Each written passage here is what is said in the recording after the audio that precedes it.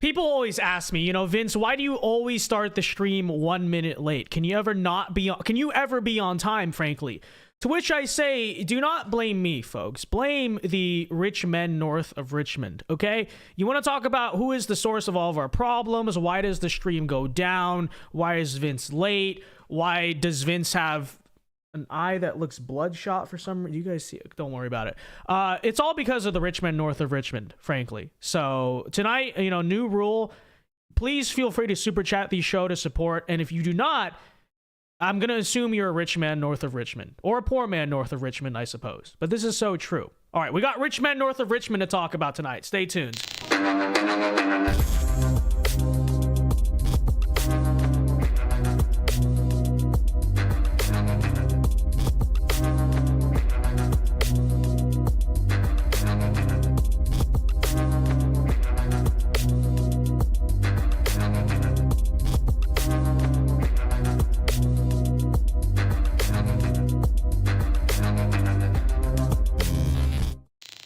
And we are live tonight south of Richmond. Haha, Yankees. I am your Galaxy Brain host, VinceDao, and welcome everyone to the VinceDao Show. It is August 15th, the year of our Lord 2023, and we got a great show for you guys tonight, but I want to start with this question. I'm not sure if you knew this, okay? I learned something new today, which is apparently, guys, I didn't know this, but apparently this is the case. Did you know that if you are a black person in America, any type of rules ever, like the rules can be written down in particular handbooks and in the law, but if you are a black person in America, rules do not apply to you. And if you are ever asked to, you know, follow the rules or enforce the rules, of course, the very people asking you to follow the rules are brutal, evil, racist. And to give you an idea of what rules I'm talking about, I'm not talking about maybe controversial rules in terms of this aspect of the criminal code or whatever. I'm, of course, talking about very basic stuff like don't cause public nuisances and don't cause issues. Of course, what are you talking about, Vince? Well, I want to open tonight by discussing this controversy, quote unquote. I mean, it really shouldn't be a controversy to anyone, but where this black dancer and her team were kicked out of Target because, as you can see in this video, they did a whole public dance display of about 20-30 people. Because again, of course, guys, if you are asked to follow the rules of Target and the rules of a private establishment and not cause mass disruption, that is racist. But we got Baby Storm here tweeting out that this racist Target employee called the police on us for dancing in Target, so we danced anyway. All right, folks, are you guys ready? This video you're about to see, all right, is probably the most racist shutdown of black people trying to do their thing that you have ever seen. Okay, forget anything you saw in school about lynching or slavery or the water, you know, the fire hoses. Okay, this is gonna beat all of that. All right, look at the racism you're about to experience, and frankly, I think we need nationwide protests in response to Target doing this. All right, let's check it out here. Music.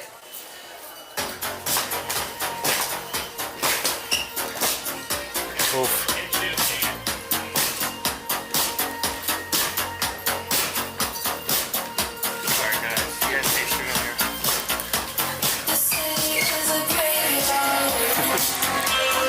They're blocking the camera. This is literally, you know how they always say this is literally 1984? Okay, this is literally To Kill a Mockingbird. Okay, this is true. We're gonna have to call the company, guys. Becoming a safety hazard.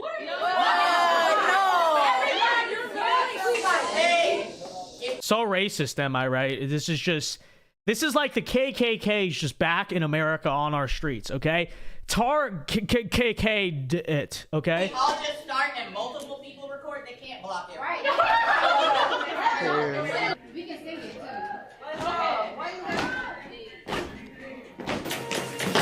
Look at this racism, guys. How dare they not let you do this in the middle of Target? By the way, they're literally blocking an entire aisle just as a matter of practicality. You're blocking an entire aisle. People need to walk. But, you know, of course, this is racism, right? It's a graveyard. Can you move your feet? The city is a graveyard. I'm haunted by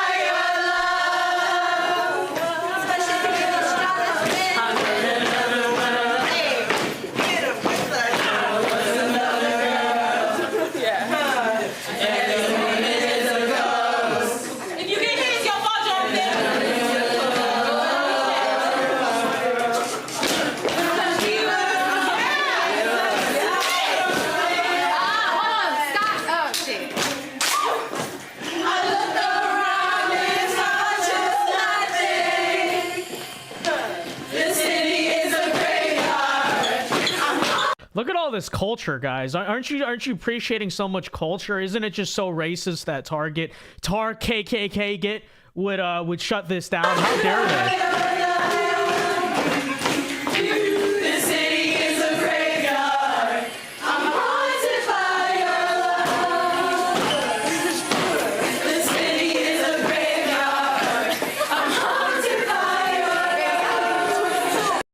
She couldn't remember the dance because there was just so much racism in her face. How dare they? Yeah,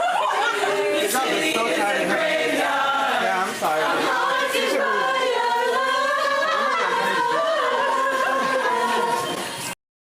So there you have it, guys. Just wanted to open with that story today. Apparently Target, of course, as everyone knows, is racist for not allowing this to happen.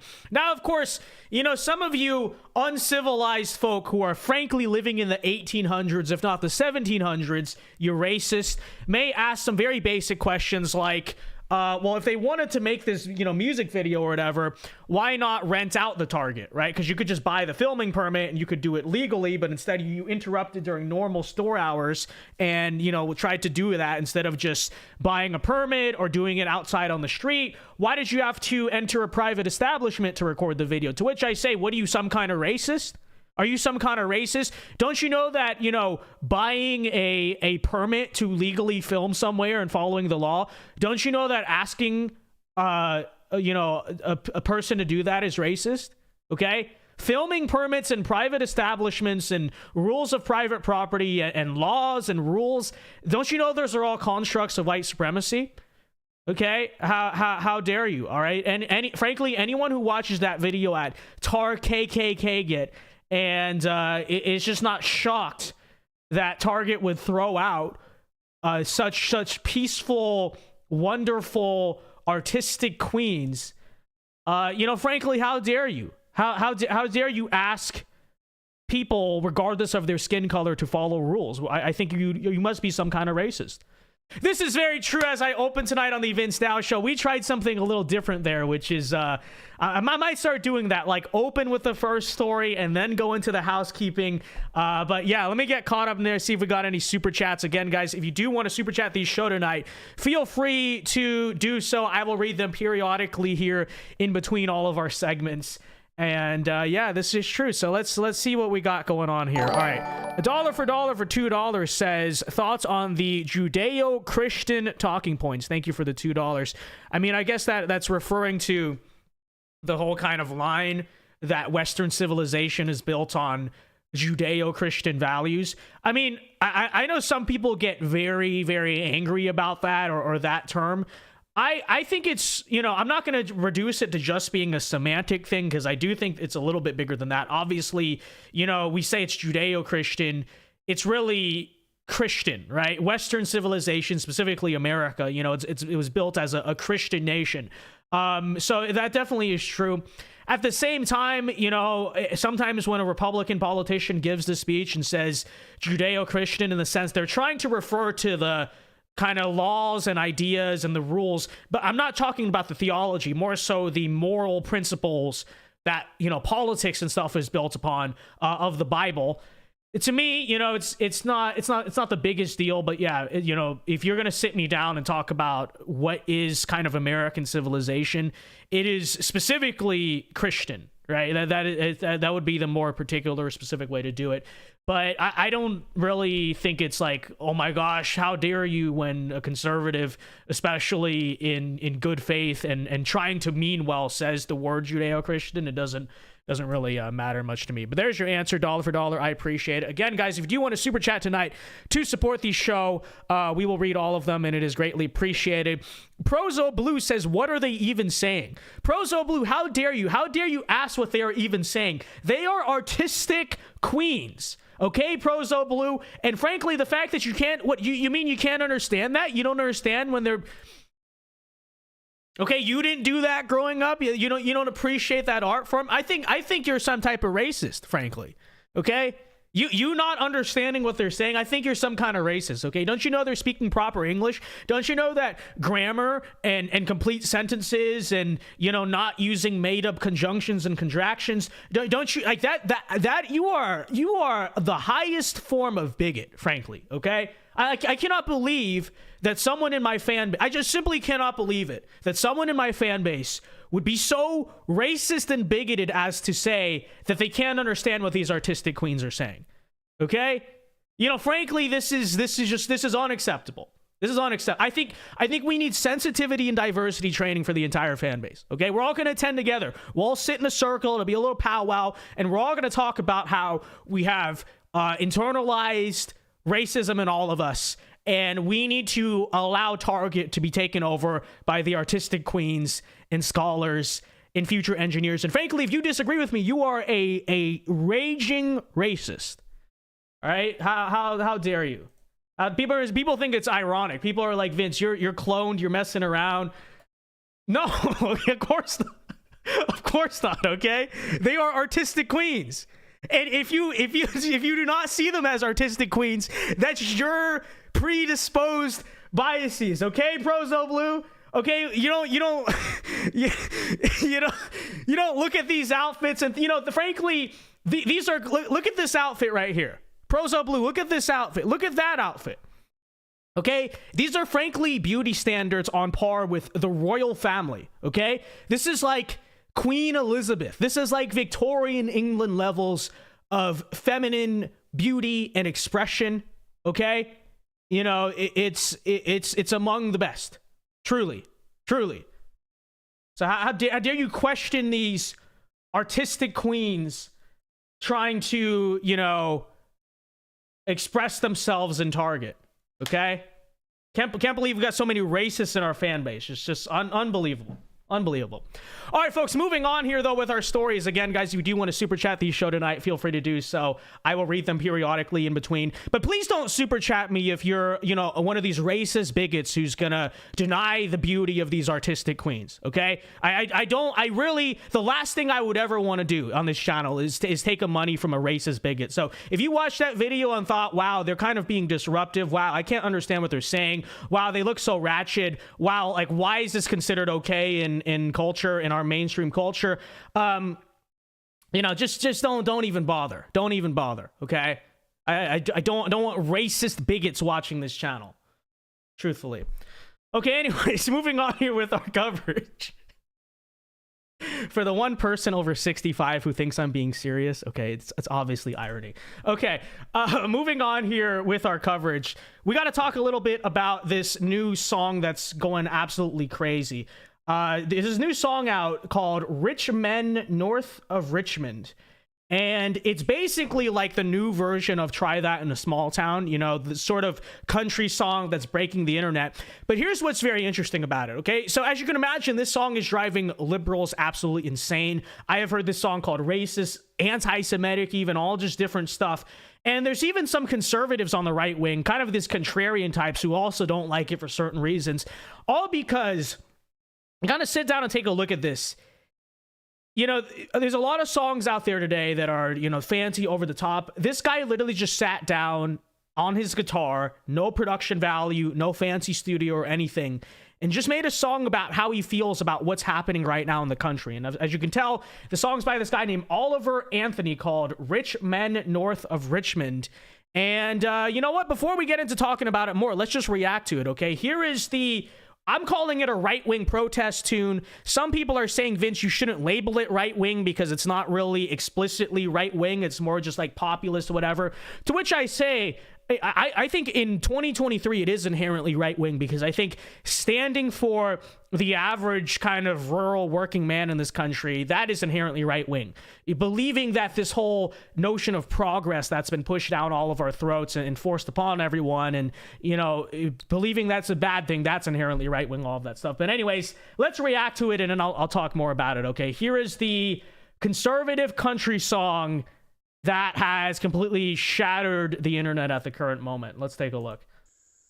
I've been selling my soul, working all day, overtime hours, for bullshit pay, so I can sit out here and waste my life away, drag back home and drown my troubles away.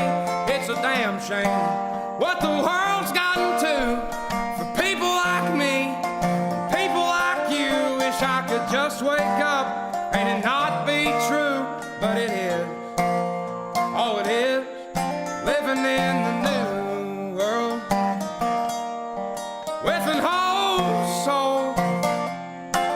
These rich men north of Richmond, Lord knows they all just wanna have total control. Wanna know what you think, wanna know what you do, and they don't think you know, but I know that you do. 'Cause your dollar ain't shit, and it's taxed to no end. 'Cause the rich men, 'cause the rich men.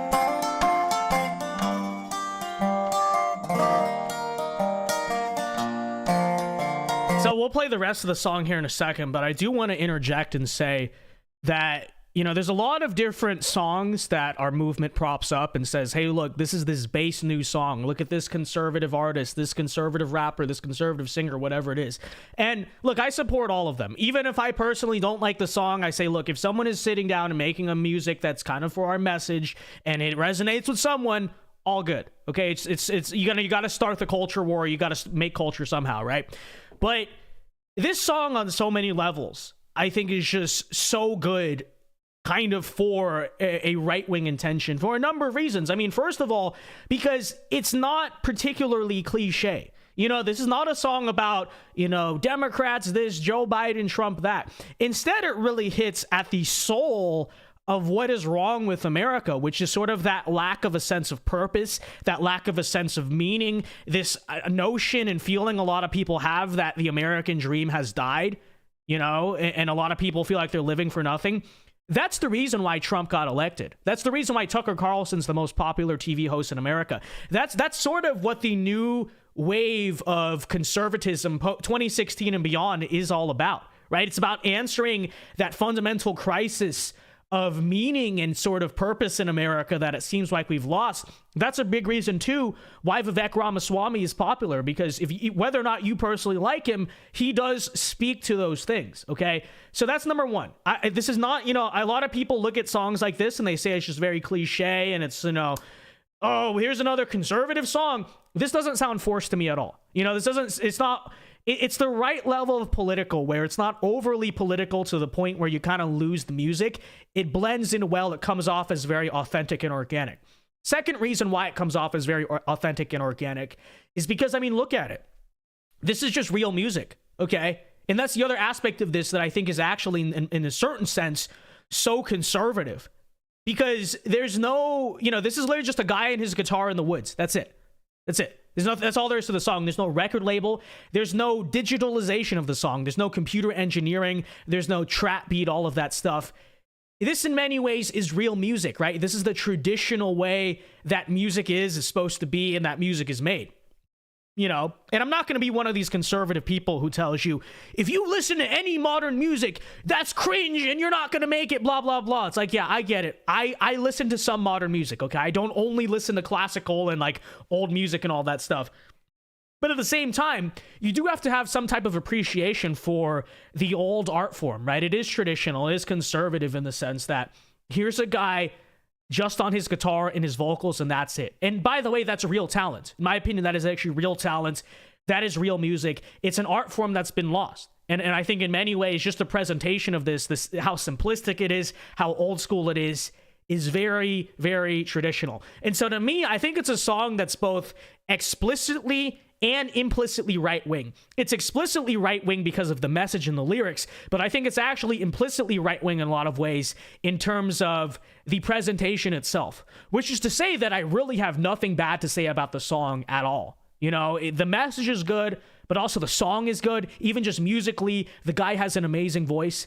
All around, fantastic song. But let's play the rest of it, okay? I wish politicians would look out for minors, and not just minors on an island somewhere. Lord, we got folks in the street, ain't got nothing to eat, and the obese milking welfare. Well, God, if you're 5'3" and you're 300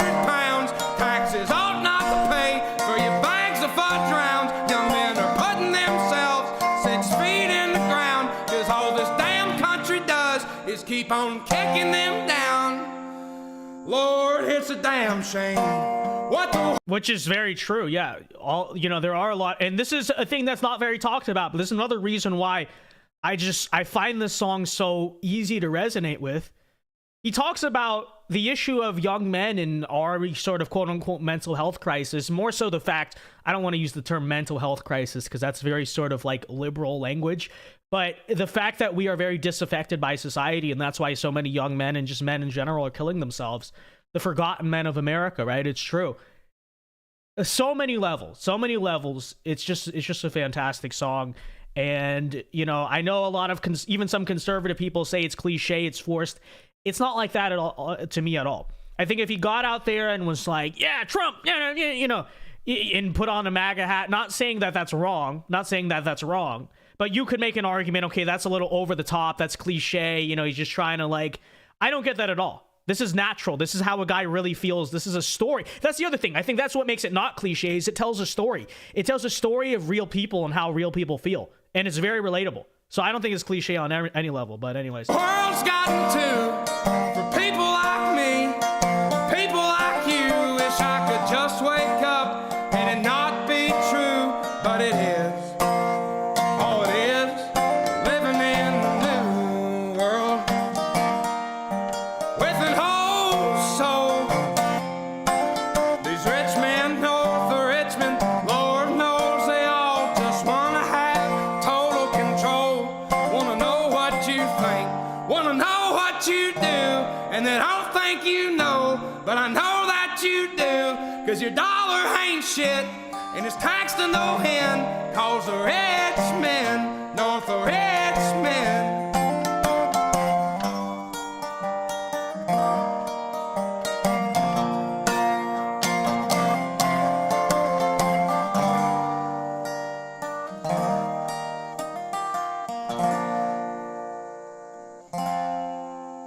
I've been selling my soul, working all day, Cute dog. overtime hours for both. How could you hate? There's a dog. There's a dog, okay? Anyone who hates on this video is also hating on the dog. This is true. Bullshit pay.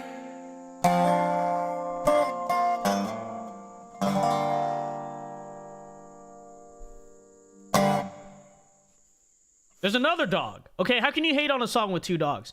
Anyways, there is Richmond, north of Richmond, ladies and gentlemen. Again, this song absolutely... So let me contextualize a little bit more about this song. This song is absolutely blown totally up out of nowhere, right? I've never heard of Oliver Anthony before. I'm sure most of you haven't either. This is just a guy, I think he probably has like a YouTube channel or whatever. Maybe he had some, fans before. But this was a virtual no-name, This was not Jason Aldean, Colt Ford, anyone like that. Just a random guy on his guitar who's made a song last week. This is a week old, about how he feels. And look at it now, 13, now it's almost at 14 million. Earlier today when I did the video, it's 12 million, almost 14 million views. And here's his backstory. Oliver resides in Farmville, Virginia with his 3 dogs and on a plot of land that he plans on turning into a small farm to raise livestock. So that's it. That's all that the guy is. This is not an industry plan or anything. And I think that adds to why this song is just kind of so amazing that it came out of nowhere. With that said, I think it's important to understand why it resonates with so many people, because I know the attack lines that people are going to say, okay? So let's talk, obviously, what is the left going to say about it? The left's going to say, oh, this is just an angry southern white guy being reactionary, that you can't oppress black people, or, what they're going to say, right? So that usual nonsense, to which and then on the other side, like I said, there are some conservative types who are just giving it a hard time for different reasons. Main thing I've heard is that it's cliche. It's just cheesy, it's corny, it's cliche, which again, I will grant there is a lot of conservative music that I would kind of agree, yeah, it's a bit cliche. At the same time, I'm not going to be a hater about it. If he's trying to do it and make it, and, then I don't hate it. It's just like, if it's cliche to me, it doesn't mean it can't be meaningful to someone else, but whatever. These are kind of the generic attack lines you're going to see. To all of which I would say, when you look at the popularity of this song, when you look at the fact that it has 14 million views in 7 days, which is a lot on YouTube, that's a lot, and it just, it blew up out of nowhere. No one knew who Oliver Anthony or Radio West Virginia was, right? The reason why none of these people on any side are going to stop the rise of this song is because it is frankly just, first of all, too well done. It's too good of a song. That's part of why they hate it. I think they're unexceptional people who just want to hate on things that are exceptional. Listen to that guy's voice.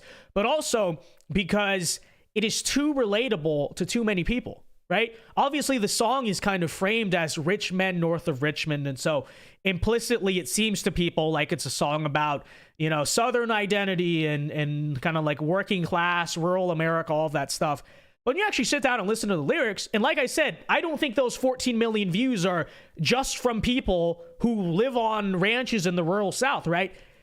Any American right now who's living in this country and is in a position where they're not actively trying to destroy it, right? Who's not a BlackRock or Vanguard CEO or whatever, can listen to that song and legitimately relate to all of it, right? I did not grow up in the country. I live in the South now, but I didn't grow up in the South, right? So I don't share this guy's background. I didn't grow up liking that genre of music, but I listen to it. It hits a chord in me. I think virtually anyone in this channel watching this right now will also say, I feel that too, right?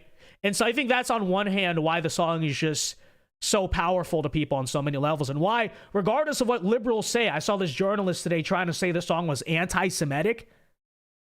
I don't even know or understand why, but you know, they just got to throw out all the names, right? Frankly, I have no idea. But they're not going to be able to stop the rise. Because while a small minority of people on both sides stand there and say, partisan, you know, BS, most people, frankly, anyone in this country who's listening with an open mind, listens to that and says, you know, I feel that way too. Why are so many young men killing themselves? I do feel left behind by society. Why do I feel like I work so hard and my dollar means nothing? And, you know, this American dream, my family, all that stuff is just, it feels like a dystopian lie nowadays. It feels like it's fallen apart. Why is that? I feel the same way. I really wish these people in New York City and DC didn't constantly just look down on me and want to ruin my way of life. Yes, these are all things that your average, you know, white Southerner who lives in a farmed small town will believe. But that's what they're going to try to say, is they're going to try to make this divide where it's like, it's only that. No, literally everyone in this country feels that, which hence why the song is so popular, and hence why, again, 14 million views.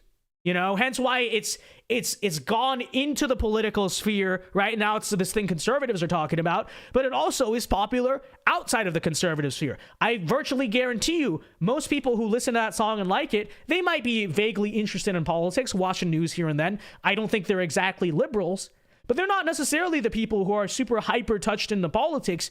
It, again, is such a powerful song, and it really is that populist working class anthem because it can relate to most people in this country. Okay, that's item number one. Number two, to the right-wing contrarian saying that, oh, we don't like the song because blah, blah, blah, this or that. Okay. First of all, you say it's cliche. To that, I say, like I said earlier, I don't think it's cliche at all. I understand how conservative music can be cliche, but it's really the right level where it doesn't get too political to where it seems forced, but it's political enough. And like I said, the entire presentation, it just feels natural. You can tell this guy really believes this, and you can tell it's a very sincere art form. It comes off as incredibly authentic, you know? And frankly, just to reiterate this one more time, the medium upon which it's delivered, hence why this is so brilliant. It's not just explicitly conservative. There's a natural beauty to it. That's part of why I say it's an implicitly conservative song, because it's naturally beautiful. He has a naturally beautiful voice. He, you know, is just a very good singer. It's just legitimately a good song. And like I said, there's no digital mixing needed. There's no auto-tune. This is just old school music. Frankly, you conservatives who say that, you know, you don't like the song, why is that exactly? Is it because there's no trap beat on it? Is it because there's no like computer sound engineering? Because if that's the case, I really think it's one of two things. Either A, you hate it because you can't appreciate real music because your brain's been so fried by digital engineering and you know, rap and all that stuff, which I'm not even hating on in itself. I'm just saying that, you know, like this, if you really want to break it down, because I'm not a purist about music, don't get me wrong.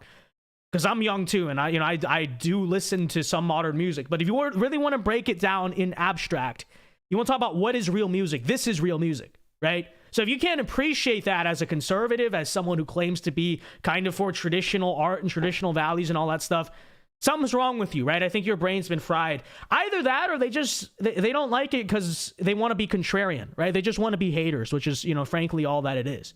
I don't like this thing because it's mainstream. I don't like this thing because, this guy kind of just came out of nowhere and made a song that a lot of people like.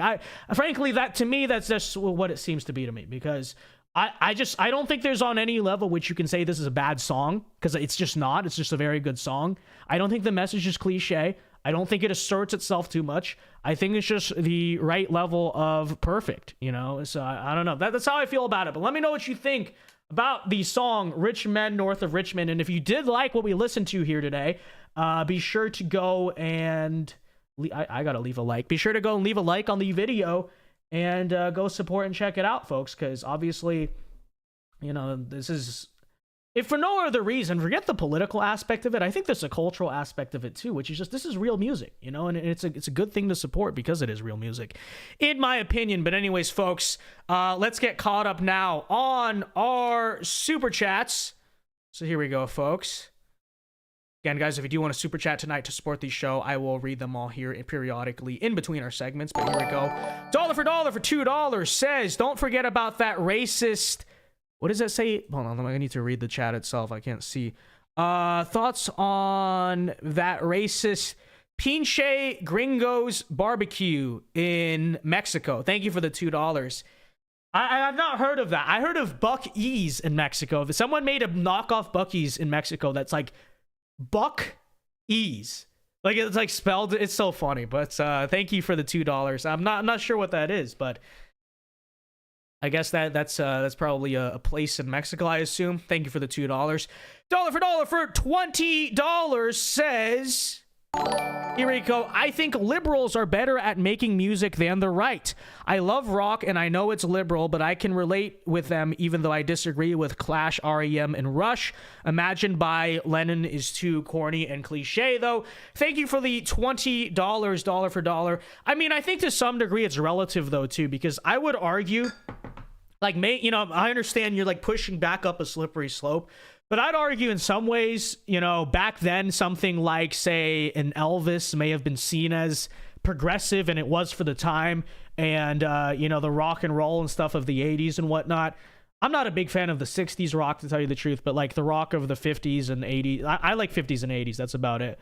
But I think now, in, like, retrospect, when you consider, because it's like, when are you going to do this? Where did the slippery slope of music start? The 1400s, the 1500s, you know what I mean? I think to listen to it now in a way is, in a sense, reactionary, because it's older. It's turning the clock back. And you may argue, Vince, that's still a problem, because all rock music is, it all came from, progressivism or whatever.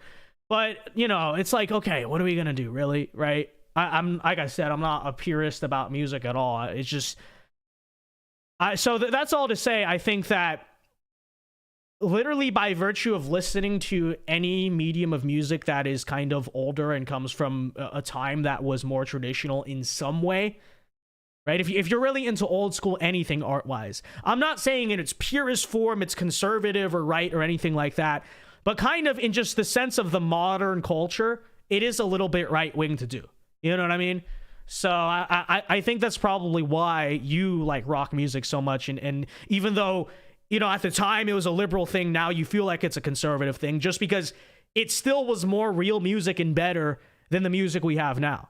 You know what I mean? So I think that's probably why it's the case. But thank you for the $20, dollar for dollar. And this is true. This is true. Although I do have to say, I think that old country music for me, when I do listen to country, old country music is by far the best, because it resembles this a lot, There's no really fancy mixing. It doesn't sound like pop music. It's literally just a guy and his guitar, This is a very, like, I don't know, just very Johnny Cash style thing to do, And that's funny. Someone came to me saying, Vince, it sucks because it's like spoken word poetry. And keep in mind, the person who said this said, Vince, what are you talking? You're coping. It sucks because it's spoken word poetry. Keep in mind, what is rap music? Firstly, number one. But then also, a lot of old country could be seen as spoken word poetry, aka they didn't all sing like girls. This guy actually has a manly voice. How dare he do that? This is all true. Anyways, point being, go support Richmond, north of Richmond, and I will always double down that I think it is a fantastic song. The Lady Kara says it's storytelling to a melody and beat. At VinceDao, agree. Yeah, exactly. That's the other thing. It tells a story. How much music these days can say that? Not a whole lot, right? So I definitely think it's very good. But anyways, let us take a look. 50s and 80s. That's a very interesting decade combo. Very cool, though. Well, it's funny because I've always liked music from those decades, but keep in mind they're seen as like the conservative decades. Now I understand when I'm older why I kind of like it, because back then I just did. Now it's like, oh, well, why was the art from those periods better than the other periods? Well, it's because they were actually the decades where more right-wing stuff was kind of prominent in the culture. Isn't that interesting? So to push back a little bit on Dollar for Dollar's point that liberals make better art than conservatives, I don't think that's true. I don't think that's really true. Because the best art of our nation's sort of, especially, post-war and all that stuff, it came from the conservative decades, not the liberal decades, right? What did the 1970s produce that was particularly all that fantastic or memorable, There's a couple things, don't get me wrong, Lynyrd Skynyrd and stuff, but overall, it's kind of seen as a dead decade of art. Coincidentally, it was a very liberal, ran decade. This was when the hippies of the 60s were given all the cultural power. And then what happens in the 80s? Why are the 80s now in America seen as this decade of resurgence? Well, you know what was happening, right? Reagan, the kind of right-wing revolution, the resurgence of patriotism. Oh my gosh, all of a sudden, what? It made the best movies, the best music, the best all this. Whoa. I wonder why that is, right? I think there's a reason why that is. So, I don't actually think that liberals create better art than conservatives. I think it's just that because the mainstream of the culture and the art now is liberal, anything conservatives try to make is sort of like a copycat, and that's why it comes off as just us trying to like parody them or whatever, right? But I think in a true culture where conservatives are in charge, or even just a more conservative culture is in charge than the decade before, i.e. the 30s and 40s to the 50s, or the 60s and 70s to the 80s, things just get better. The art just gets better. And, I think that goes deeper than just, the artists themselves are conservatives. It's more so because I understand you're going to say, Vince, a lot of the 80s people were liberal too. True. But the culture they came from, as compared to the 60s and 70s, you wonder why it's better, because the culture implicitly was more conservative, and the art that grows out of that culture just overall becomes better. See what I'm saying? So I would disagree with that. I don't think liberals make better art. Okay, because true liberal art is what? Modern art, where they freaking splat the paint on the wall and say it's art, right? Or, rap music these days, right? What Gucci Gang, Gucci, and just kidding. Actually, Lil Pump supports Trump. Okay, we're not going to throw shades. But, you know what I mean. You guys know what I mean. This is true. Burgundy Blue sends in a member chat saying, this is real music. Let me see. What did he send? He sends, I Am Obama by Rucka Rucka Ali. All right, hot take, Burgundy Blue, and anyone who likes Rucka Rucka Ali. I see, when people want to talk about corny or cliche, I feel like he's corny or cliche. Like, I actually don't think Rucka Rucka Ali is particularly all that funny. And I know I'm in the minority there, because I know like a lot of people are like, oh, he was so funny back in the day. And I'm just like, that sounds like music that's trying too hard to be funny. And honestly, I don't really laugh at it. But anyways, that's not a shot at you, Burgundy Blue. A lot of people like him, and I'm just like, I don't get it. Anyways, folks, let's move on here, though, with our stories tonight. It's interesting. We started on a cultural tangent, did we not? All right, wrapping up, I should say, our stories for tonight. Want to bring this up really quickly. Got to talk about the Trump indictment. So, actually, I guess I'll start from the top, because right the time we got off the stream last night, it was announced that Trump would be getting indicted for a fourth time, charging him with, I think it was something like 76 years of prison, potentially over, felonies, quote unquote, relating to the 2020 election. And if you'll remember, what this all sort of has to do with is, remember that phone call and stuff where, you know, Trump was trying to, let's say, quote unquote, overturn the election results in Georgia in 2020, right? Now, of course, the issue is that he's in his democratic right to do so. You can disagree with election results. You can ask for a recount, all this different stuff. But of course, him doing so, you know, they're trying to charge him with a felony for it. And you may be thinking, okay, how serious is this indictment? Maybe there's something he did that we don't know about, right? Well, just to give you an idea here, let me read some lines here from this indictment just to give you an idea of how ridiculous and just terrible it is, okay? It says, all right, here we go. Act 22.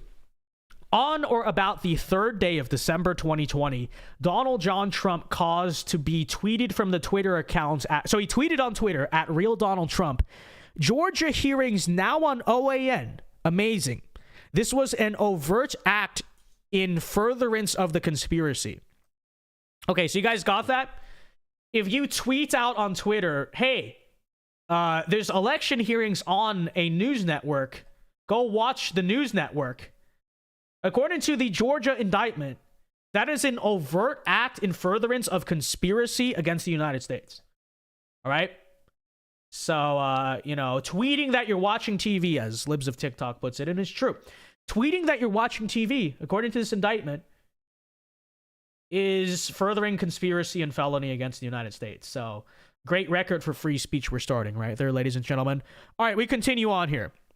Act 57. On or about the 11th day of December 2020, David James Schaefer reserved room 216 at the Georgia State Capitol for a meeting of the Trump presidential elector nominees in Fulton County, Georgia. This was an overt act in furtherance of the conspiracy. Okay, so again, guys, you got it. If you reserve a room for a meeting, you are furthering conspiracy against the United States. All right. And then we go on here, final one, to Act 6. On or about the 21st day of November 2020, Mark Meadows sent a text message to U.S. Representative Scott Perry from Pennsylvania and stated, can you send me the number for the Speaker and leader of the Pennsylvania legislature? POTUS wants to chat with them. This was an overt act in furtherance of the conspiracy. So, first of all, the whole thing is about Georgia, okay? So, like, Pennsylvania, I don't even know why it's here. But you guys got that. You guys got that. According to, you know, the Georgia indictment against Trump, all right? Because Mark Meadows, I believe, was chief of staff, right? The chief of staff, if you as the chief of staff of the president send a text to a congressman saying, can you send me the number of the Speaker of the House of Pennsylvania? The president of the United States wants to chat with them. Again, you know, this is right here. This was an overt act in furtherance of the conspiracy. All right, so you guys got that. How dare you ask? How dare one politician ask for another politician's phone number to speak with them? These are, of course, overt acts furthering a conspiracy theory. Not a conspiracy theory, just a conspiracy, I should say. Yep, there you have it, ladies and gentlemen. That should give you an idea of the Georgia indictment against Trump. In fairness, you know, the trial is still happening in Atlanta. I know people think, oh, it's Georgia, so, you know, it'll probably be fair there. No, but it's Atlanta. So even looking at an indictment like this, you know, I would not be surprised if the jury in this trial still votes to convict Trump just because it's Trump, you know. And of course, that's the danger. Why do you think they're doing this in all of these different cities? You know, because I think Miami is the one place where they might have a fair trial. And that's also where, quote unquote, they claim they have the strongest indictment, right, is in Miami.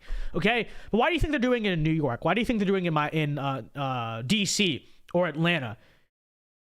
It's obvious, right? No matter what the case is, that jury's going to vote to convict. They just see Donald Trump and they're going to vote to convict. And I virtually guarantee you that's going to be the case. So, you know, it is something to think about, all right? We'll have to see what happens. But anyways, moving on here to our last story of the night. We got one video to react to. Here's our liberal TikTok of the night, ladies and gentlemen, okay?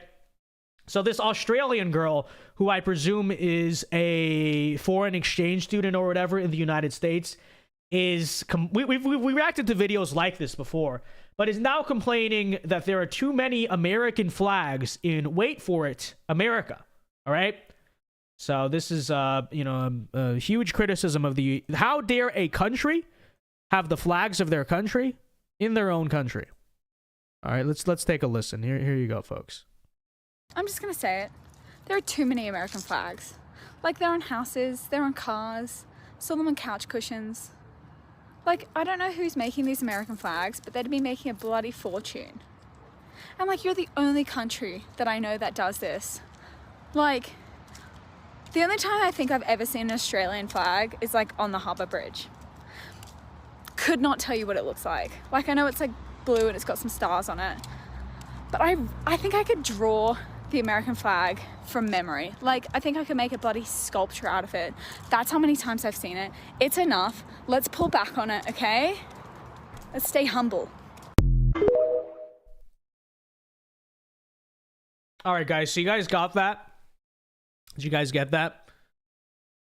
If America has American flags, that is, of course, evil, and it's lacking in humility. And, how dare we do this? Okay. Because, of course, also, I'm sure that other countries don't have their flag all up around the country. I'm sure they don't. Of course, Australia doesn't, because it's Australia. And, you wonder why, in many ways, that is such a failed society. Well, wow, whoop-de-doo, right? But you really mean to tell me if you went to, like, let's say an Eastern European country, you don't think there's flags everywhere? Of course there are. You don't think Russia has flags everywhere? You don't think China has flags everywhere? Oh, but Vince, those are authoritarian dictatorships. That's not the point. The point is that they are civilizations that are rising on the world stage. Why? Because regardless of what you think of the governments there, I'm not making a statement on them. I'm just saying that it's kind of a basic prerequisite of a successful civilization that you have to take honor and like pride, in a sense, in who you are and your identity and your civilization. Okay? And also, isn't it nice to kind of, in a way, know where you are, right? I think also part of the reason America has so many American flags, besides the fact that it's just based, it should be America. And I think every country should have their flag everywhere. Because you should know, a country's our distinct place. You should know when you're in a country that you're in that country, right? I know that's such a radical, insane take, of course. This is just groundbreaking. I'm really breaking the internet with these takes. But besides that, if you walk around Rome, you will know that you are in Rome, okay? It does not look like other places. It does not look like Paris. It does not look like London, okay? Which, by the way, there's plenty of British flags in London. I've seen them, okay? So, but you see what I'm saying there? So if you walk around, and so that the way they express themselves is their architecture. Now, sadly, in America, we don't have very good architecture. Okay, if she were to make a video saying America has such ugly architecture, I'd 100% agree with you, because it does. But part of the way that we express ourselves in lack of a good architecture and like historic skylines outside of, say, maybe New York, DC, and Miami or whatever, is the flag. Okay, this is how you know you are in America.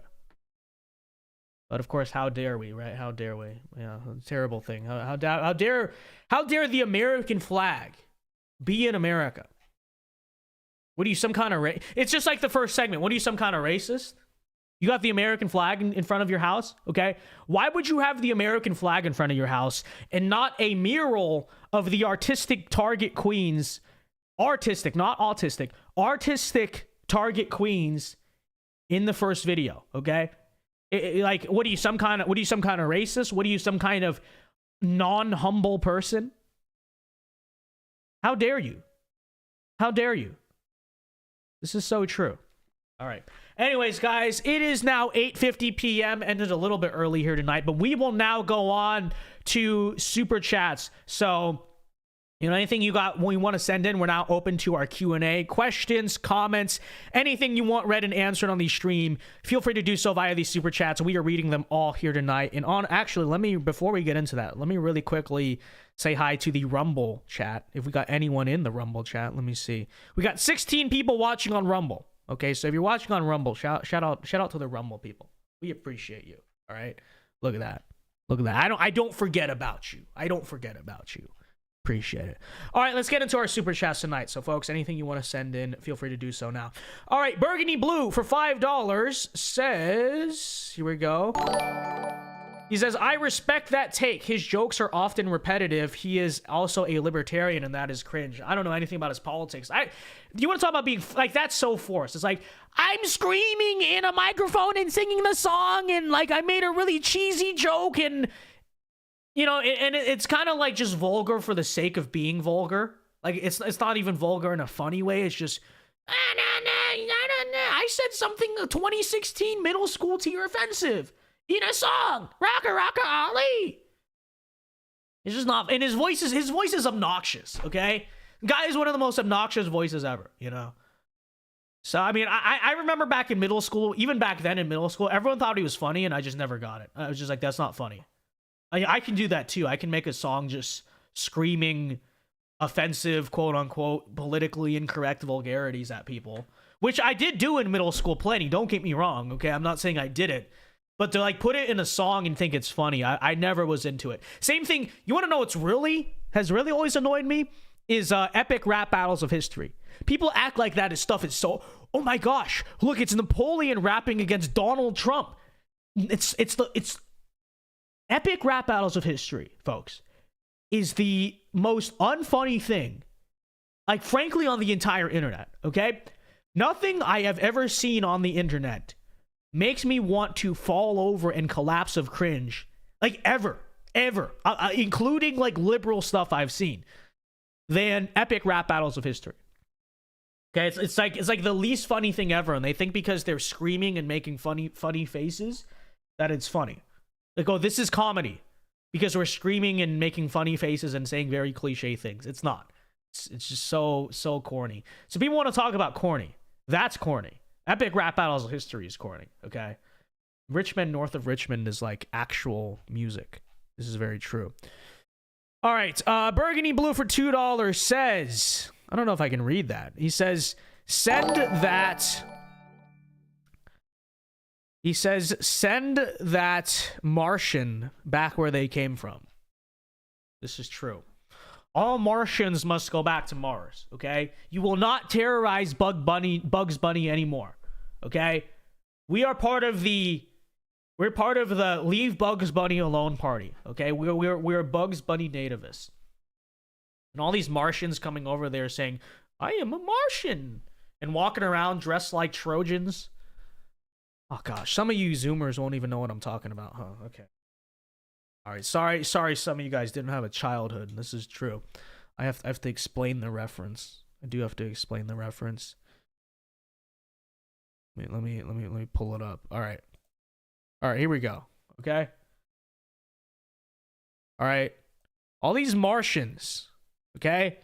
Coming on to Earth and being like, ooh, yeah, Bugs Bunny.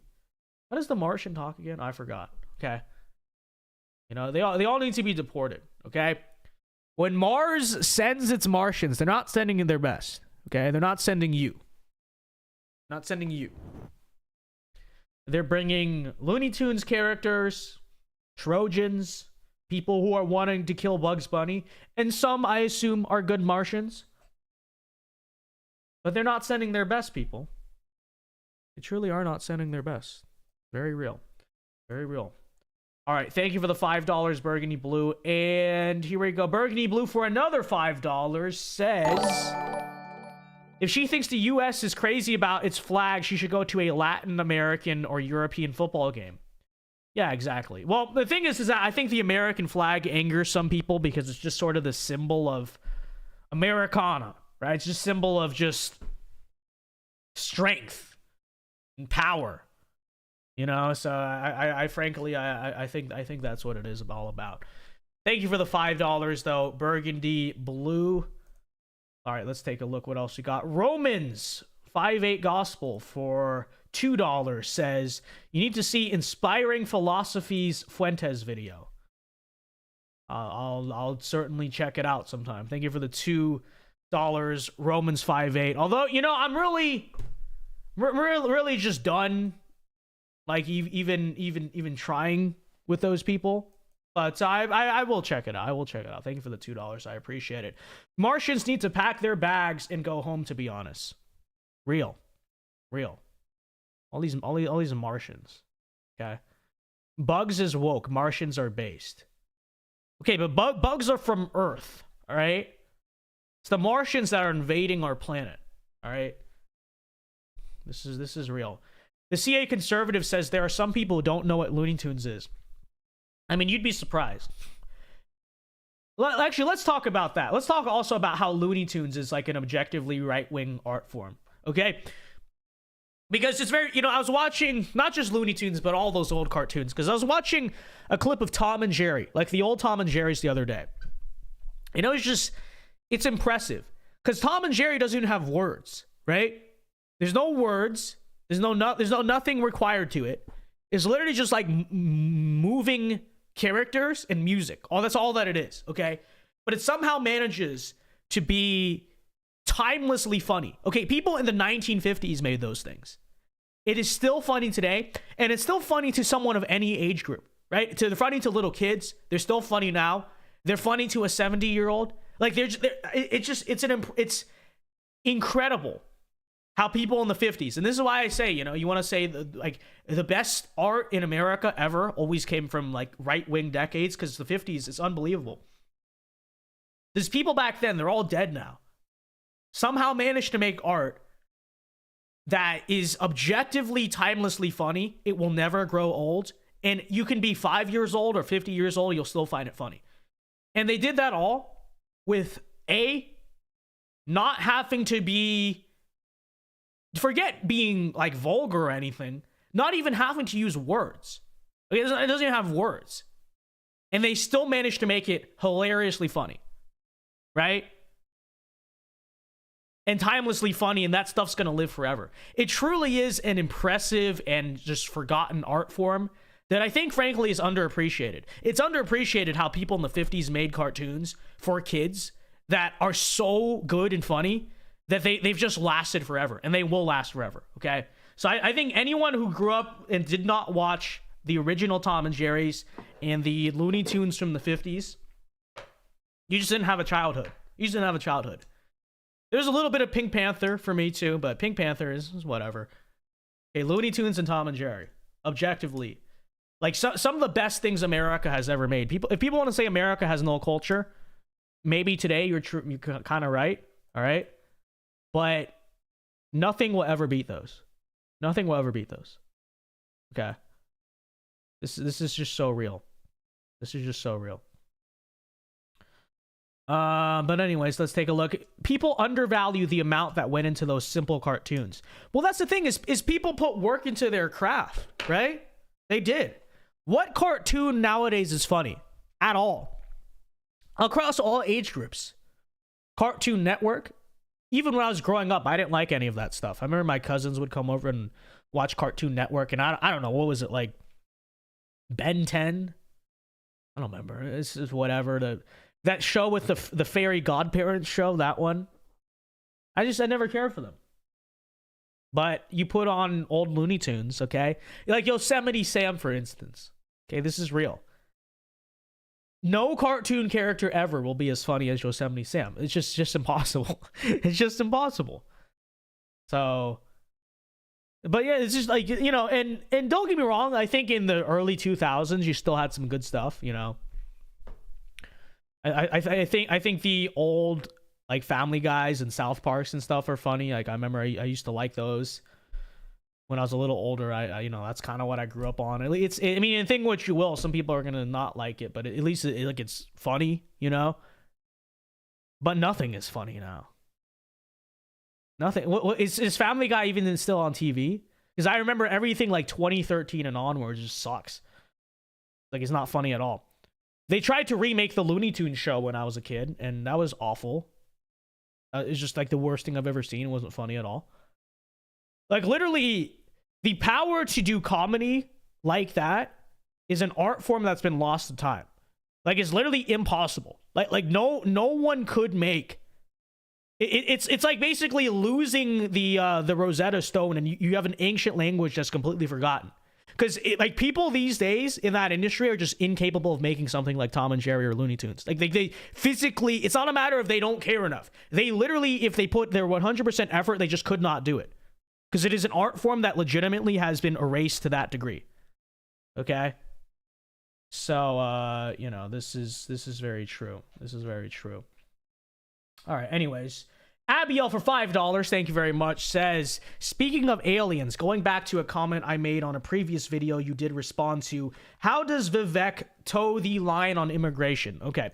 Well, the reason why I criticize Vivek's immigration policy is because, from my understanding, what he basically wants is a system of merit, basically unlimited merit-based immigration. What he has said is he doesn't want a numerical limit in any form on here's how many people we need to bring in, but instead he wants it to be where you need to pass a civics test and prove that you're a net economic benefit to the country.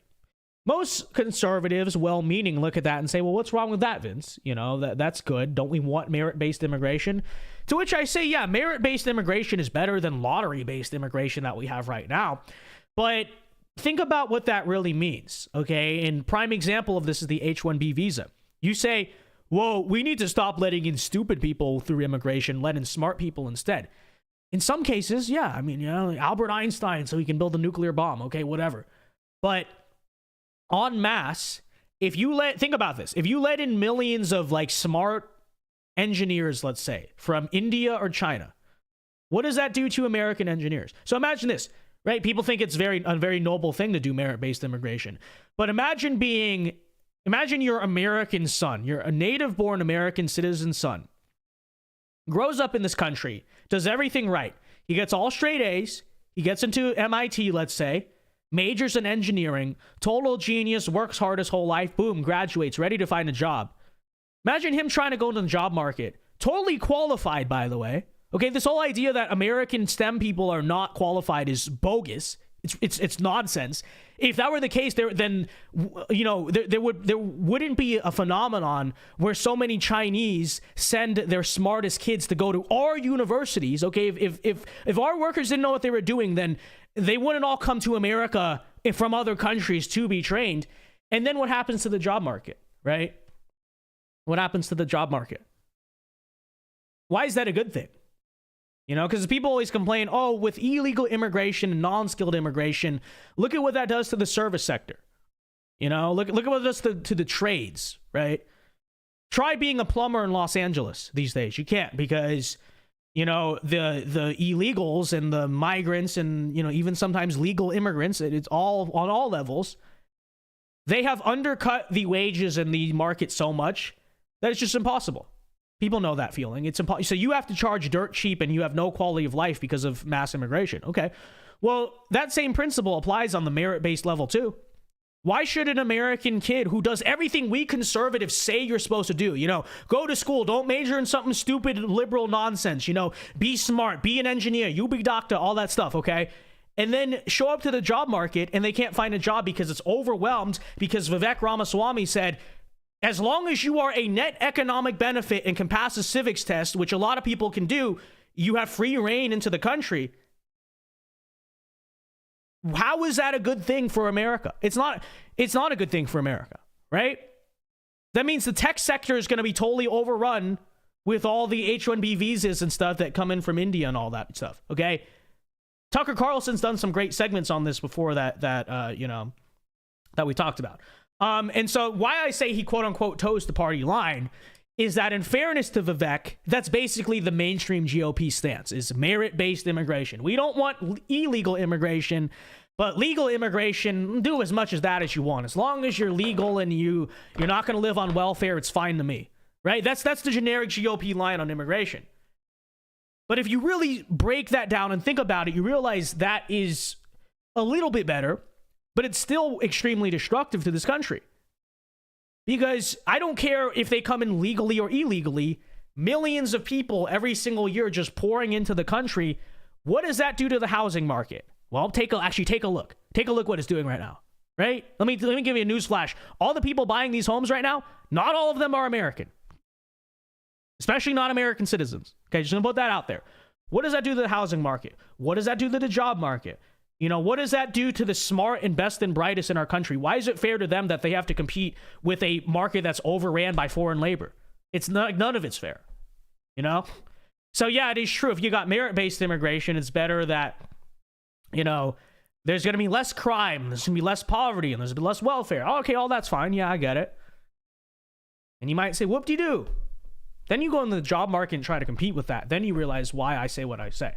Okay? So the truly like based woke take on this would be that we need to reduce legal immigration, if not have a full out immigration moratorium. Because the reality situation is, both by legal and illegal means, this country has let in, I always forget the exact number, but I think it's something like 70 million people since 1965, since the modern immigration system was put into effect. No country in human history has ever let in that many people at once.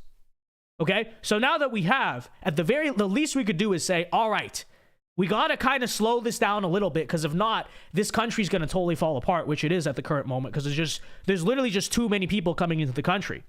So that's why, to me, any Republican take, the mainstream Republican stance on this is wrong, because they just say, we just don't like illegal immigration.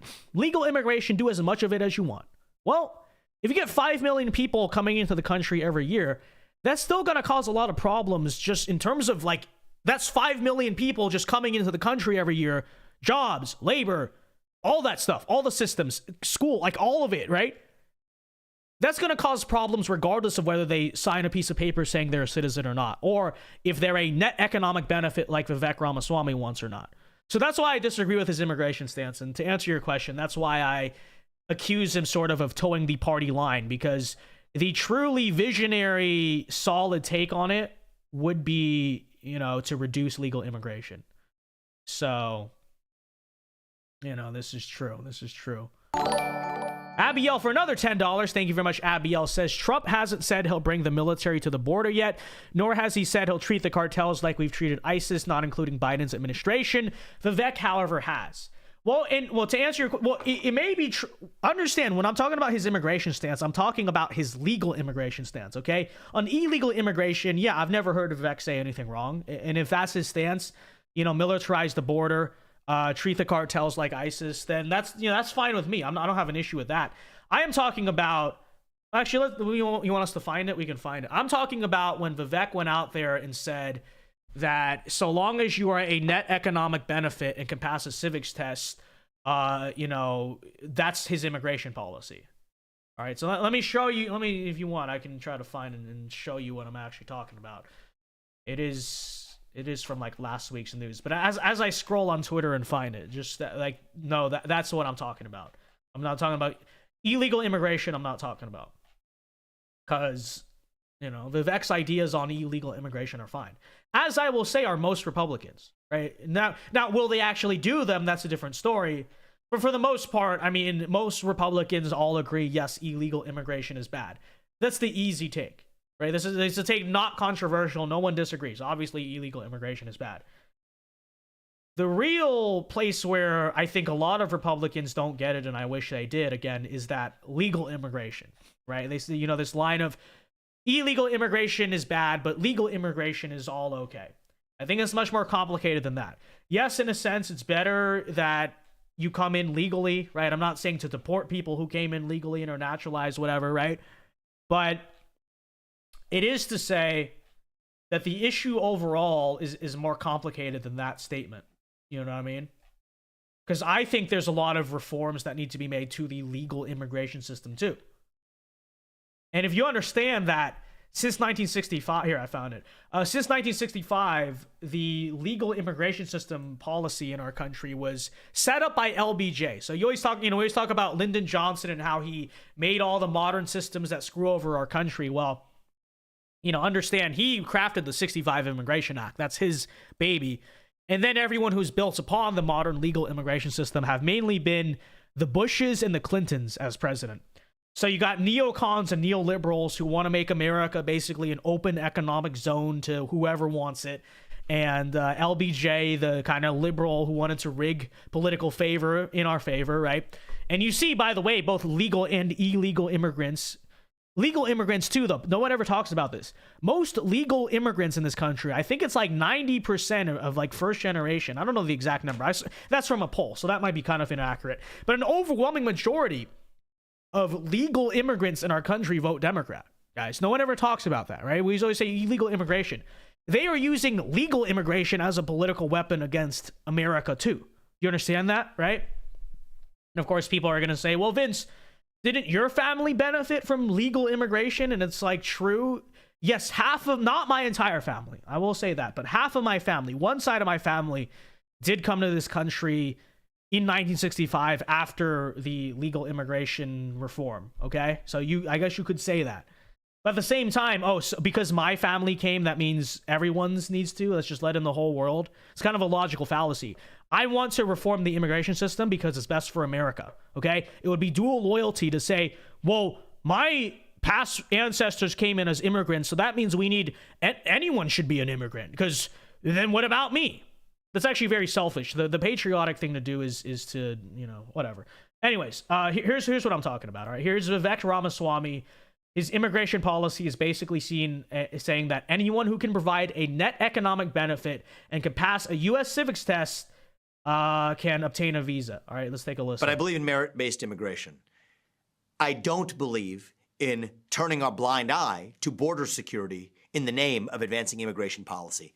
Border security and immigration are two separate questions. We should deal with them differently. Merit-based means, are you educated? Do you have money? How do you decide merit? It's a great question. So I think that the likelihood of making a contribution to the country, specifically an economic contribution to the country, combined with civic allegiance to the country, passing a civic exam that you would have to at the time you got to be citizenship, maybe even at the time you get a visa, we should bring that up to make sure that we're bringing in and adding to the civic lifeblood of the country, rather than, frankly, many 18-year-olds who earn the right to vote at the age of 18 but don't know the first thing about the Constitution or our country's history.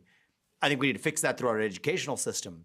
But I also think that one of the ways to preserve that lifeblood of American civic identity is through making sure that the filters we apply to immigration, to who gets into this country, bring in people who are actually in love with this country. For context further, they've asked him, I think on Tim Pool's show, you can find it. I think it's about the 1 hour mark. They ask him, is there a numeric limit? And he actually says there's no numeric limit for him.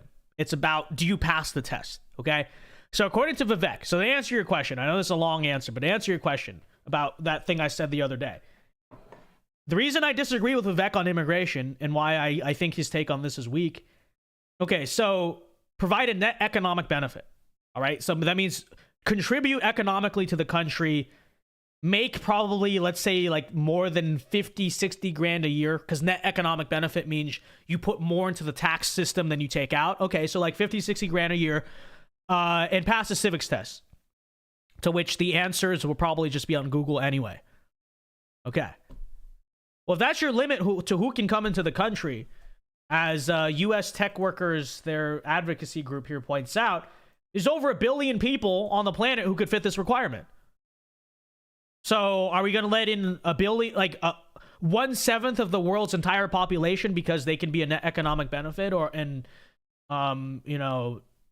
contribute and pass the civics test? That's the problem with this whole idea of, well, immigration is fine as so long as it's legal. Okay, so why not give visas to 10 million people? Oh, they signed a paper. Hey, they came, at least they didn't come in illegally. It's still 10 million people flooding the country, but they did it legally. See the problem with that take? Oh, well, it's merit-based, so we're bringing over a bunch of H-1B visas and engineers and software people, all this stuff. Tech workers, yay, yay. Silicon Valley is benefiting from cheap labor. Okay, what about the American kid who worked hard in his computer sciences? Oh, screw them, hey, should have tried harder, buddy. Because, this H-1B visa guy from India is just going to take 50% of your salary, so, AT&T's going to hire him instead. And then we're going to tell you they're more qualified, even though all the data and anecdotal evidence on this front always shows that that's not true. Actually, American workers in the STEM field are always the most competent. Hence, again, why there's a reason why not a lot of people study abroad unless to save money. But there's a reason why all the wealthiest and smartest of other countries come here to go to school. They all go to American university. But surely it's because we're just such a dumb country, right? No, that's not why. That's not why. And even if that were true, I would say, okay, so if we're unqualified as a country to do these jobs, how about instead of just letting in millions of, migrants to fill those jobs, why don't we have a conversation about why that is? Why don't we try to fix our education system? Why don't we make competent workers? So, for the record, anyone who finds the take of me saying we need to reduce or cut off legal immigration as well take to be radical, Donald Trump, when he was president, no one ever talks about this. Donald Trump cut down legal immigration in half. Okay? He reduced legal immigration by 50%. Are you going to call him racist? Is that extreme now, right? It's not. It's a very good thing. But I thought illegal immigration was only the problem. Well, it's obviously the bigger problem, sure, but it's not the only problem. So there's the immigration stance. Okay, that sums up why I disagree with Vivek on the immigration thing. Okay, is basically that his immigration policy would sell out every STEM person, every engineer, computer, tech worker in this country to foreign labor. Right. That's my problem with his take, and especially the fact that they asked him, do you have a numerical limit on the immigrants you want to bring into this country? Which everyone should be able to answer that, right? My number is 200,000. That's net zero. But, I mean, if there's no numerical limit, okay, what, 10 million because you all passed the civics test? That's insane. And they asked him on the Tim Pool show. I don't have the clip on him. They asked him on the Tim Pool show, do you have a numerical limit? And he said no. So, it's not that I dislike Vivek. It's not that I like, there's other things he says that I'm like, that's good. And then I'll make a video saying I agree with him on this. To answer your question, because I'm talking about this because it's a question that came up. That is why I disagree with Vivek on immigration. Okay, so there you go, folks. But anyways, Abiel for $5 says, if you say merit-based immigration is towing the line, how is Trump any different? I don't remember him saying anything to the contrary. I mean, thank you for the $5. Well, I didn't say that Trump is perfect on this issue, but I will point out that as president, Donald Trump reduced legal immigration by 50%. So there you go. Now, it is true that and by the way, he did do some reforms on these like visas and stuff. It is true that Donald Trump's not perfect on this issue. I'm not saying he is. I'm just saying that, when it comes to Vivek, here's the thing about Vivek is you got to put it in context, okay? Vivek is the guy who everyone listens to what he says and says, "Oh my gosh, that's so base, that's so visionary." All right? But what I'm saying, and for a lot of things that's true. What I'm saying is there's certain issues of his that he's really just he doesn't impress me on. Immigration, he doesn't impress me on, okay? In fairness, again, the whole GOP, minus a few people out there, most of the GOP thinks the same thing about immigration. So I'm not particularly holding it against him, but I'm also not super pleased, okay? Same thing with TPP, and he supports the Trans-Pacific Partnership, which is like the Asian version of NAFTA. Okay, so does a lot of the GOP, so I'll give him that. But it's a matter of, I think he falls short, and that's my criticism of him. Okay, so that's where I will criticize Vivek. I'm not going to criticize him because you wrote this in a book and it's out of context. I'm not here to do that. I think he's genuinely a good guy with good intentions who's trying to, run to help the party, spread good ideas, and overall cares for the country. So I'm not saying he's a George Soros puppet or whatever, okay, for the record, all right? I generally like the guy. I generally like what he has to say. I make constant videos praising what he has to say. But to answer your question, no, I don't like his stance on immigration. No, I don't like his stance on trade. And, I understand anytime Vivek has become so popular that anytime you criticize him or point out that he's not perfect, people get really defensive about it. But just straight up, his take on immigration is wrong. It's wrong. And just because he has a smooth tongue about it and he's a great speaker and he's very soothing to listen to, doesn't mean when you read into what he's saying, it's not wrong. It is wrong. It is wrong. Vivek Ramaswamy's immigration policy, if you got kids or you're a kid who's you know, you want them to go do something smart, right? You know, go do engineering or something. Be a doctor, be STEM, whatever, you know, computer scientist. If you want your kid to be that, Vivek Ramaswamy's immigration system would sell your kid's job out to a H-1B person from India or China. Like, that's just a fact. It's literally just a fact. It already happens. It's called the H-1B visa. Look it up. So, and Vivek's idea actually would just make it worse. So just before you get on my case about my take on this, just keep that in mind, okay?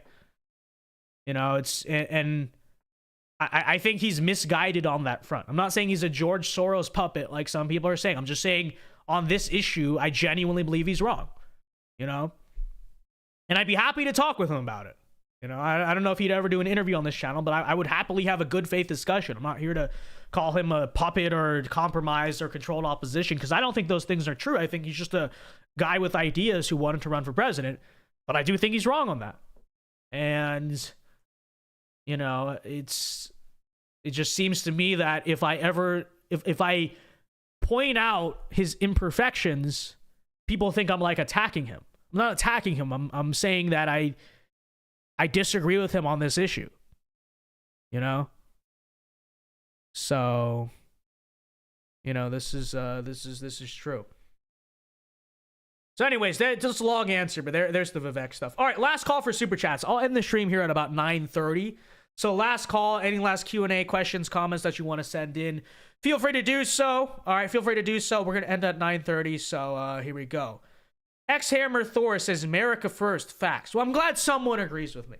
Yeah, I'm glad. I haven't even seen you before in the chat, so I'm glad someone who, you know, I don't know if you're new on the channel or whatever, but I'm glad you agree with me. I'm glad you agree with me, Hammer Thor, okay? I think that most people, if you explain the whole merit-based immigration system thing to you, well, if you sit down and think about it logically, you realize that the whole idea of merit-based immigration isn't as good as it sounds. Because yes, it's better because look what we're doing now. We're bringing in a bunch of cartel members across the southern border. Yeah, everyone agrees that's bad. But, you know, the alternative of let's bring in a bunch of like engineers from the rest of the world. Well, what about American engineers? What if you imagine working in that profession? That's my issue with it. So it is true. It is true. All right, here we go. Abiel for $10. Thank you very much, Abiel. Says, please don't take these as me criticizing your take on Vivek. I'm asking more out of curiosity. Could you explain what Trump did that reduced legal migration? Because I don't remember seeing that. Well, you don't remember seeing that because it's not talked about as much. But yeah, I mean, just look it up. He, under his presidency, and yeah, you're right, he didn't talk about it much. It's just something he did quietly in terms of how many visas he approved, all that stuff. Under his presidency, Donald Trump reduced legal immigration by 50%. It's a fact I'm pointing out. No one really talks about it because illegal immigration is the issue that's more important to people, right? But you remember, there's also, I think it's called the Raise Act. The Raise Act that never ended up passing because neocons stalled it in Congress. That also was going to actually be pretty strict on the legal immigration system. This was like 2018, 2019, you know, old lore at this point. But yeah, no, Donald Trump did reduce legal immigration. That's just the fact he did, you know. So thank you for the $10, Abiel. And I mean, what he did specifically, it's been a long time. Okay, it's been a long time. I don't remember the exact ordinance or whatever or executive order he signed. But Donald Trump did reduce legal immigration by half. So that's just what he did quietly as president. And there was the whole thing with the Raise Act back in the day that never ended up passing, sadly, because certain globalist Republicans in Congress didn't really want to get on board, and Democrats obviously. But this did indeed happen. But yeah, thank you for the $10, Abiel. I appreciate. I'm just telling you what, you know, how I feel about it. And, you know, I'm not saying I dislike Vivek for it. I'm just saying I'm not, you know, on that issue, I'm just like, okay, well, he's there's a lot of issues that Vivek talks about that are better than most of the GOP. And that's the way I view him as being important, is he pushes the Overton window, right? But on that issue, he could be a lot stronger. That's just the way I see it, right? But yeah, thank you for the $10. I appreciate it. And here we go. Oops. So I appreciate that very much. All right, Andrew M for 5 Canadian says, Vivek also does not have a good take on election F word. He mentions big tech censorship and not ballot F word. Yeah, I mean, that's true. We did a video on that. There you go. We did a video on that, like, what, 2 days ago? And this is true. I will say on that front, to me, that's not the biggest issue, because, you know, it's a very, that also, like legal immigration, is a complicated issue for Republicans to navigate. But the thing is, at least with that, in terms of policy, he advocates for the right policy, right? He says single day voting, get rid of all this nonsense. It's like, and okay, fine, whatever, right? Because I think sometimes when it comes to the whole 2020 thing,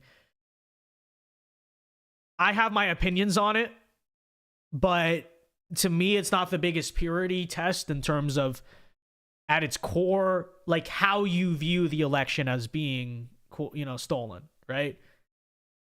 So it's like, to me, it's like, okay, if going forward, you understand that 2020 had problems and you're going to fix them in terms of policy, then to me, that's good enough. You know, it's like, because like Blake Masters, for instance, in 2022 said the same thing. And I didn't hold it against him, because I was like, okay, he's trying to win the election, and, there's ways to talk about it. But if you advocate for the policy, then to me, it's like, okay, it's fine. I'll take it. You know what I mean? But in terms of his policy, I think Vivek's immigration stance is just straight up wrong. So that's why, to me, it's the more important thing than the election stuff.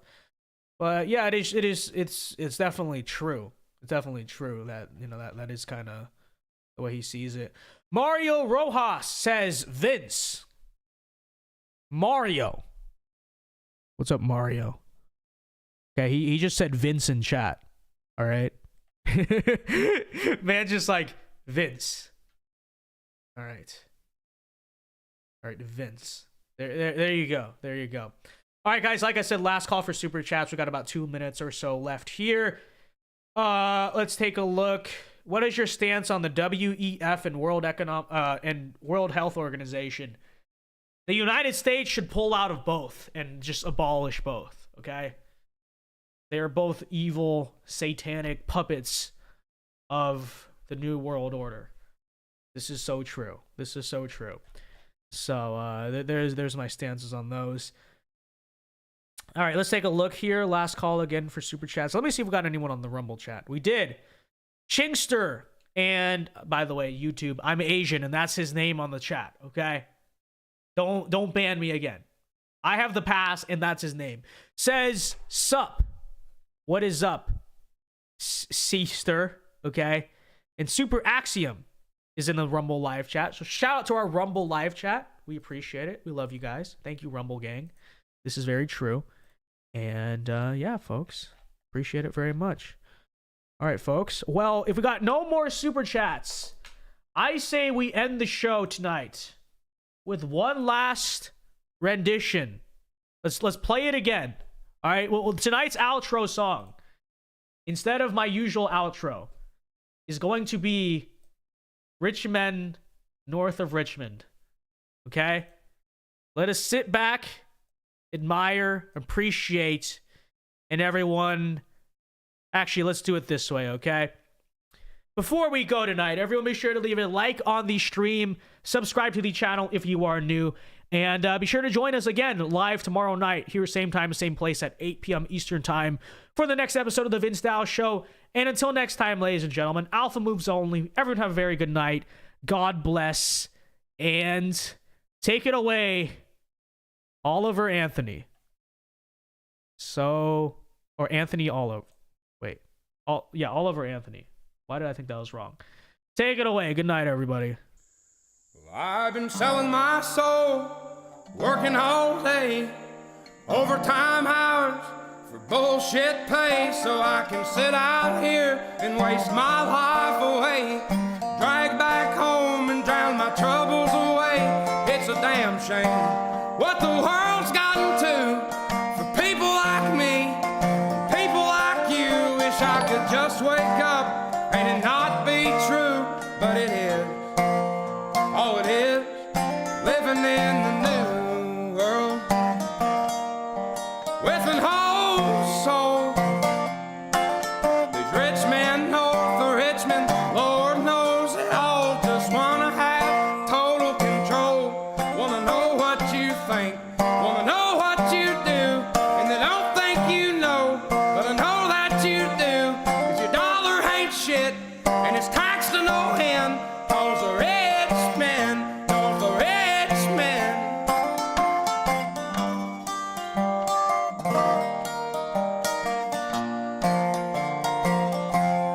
I wish politicians would look out for minors, and not just minors on an island somewhere. Lord, we got folks in the street, ain't got nothing to eat, and the obese milking welfare.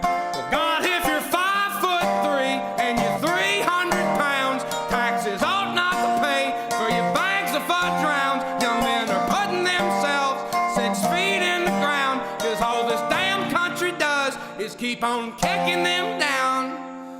Lord, it's a damn shame what the world's gotten to for people like me, people like you. Wish I could just wake up and it not be true, but it is. Oh, it is living in the new world with an whole soul. These rich men north of Richmond, Lord knows they all just wanna have total control. Wanna know what you think, wanna know what you do, and they don't think you know, but I know that you do. 'Cause your dollar ain't shit, and it's taxed to no end. 'Cause the rich men, north of rich men.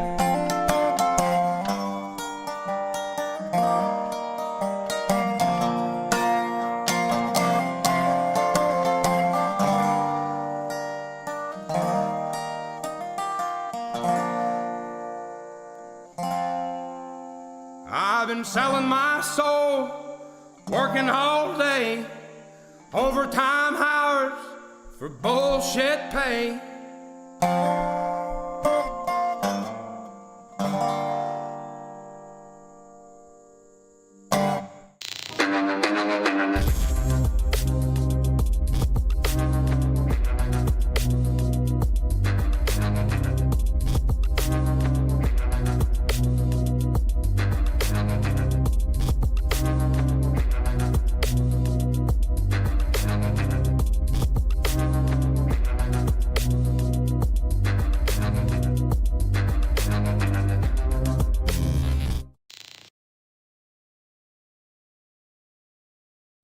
Good night, everybody.